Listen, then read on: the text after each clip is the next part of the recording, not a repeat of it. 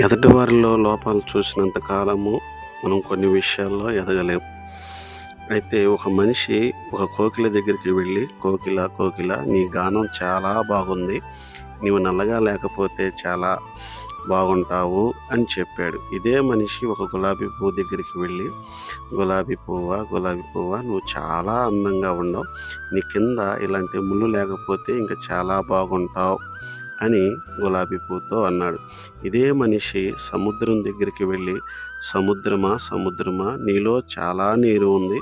నీలో ఉప్పుదనం లేకపోతే నువ్వు ఇంకా చాలా బాగుంటావు" అని సముద్రంతో అన్నాడు.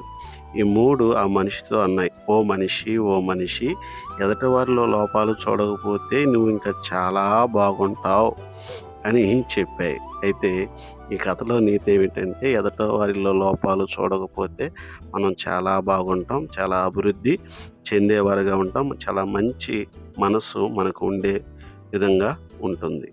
God bless you.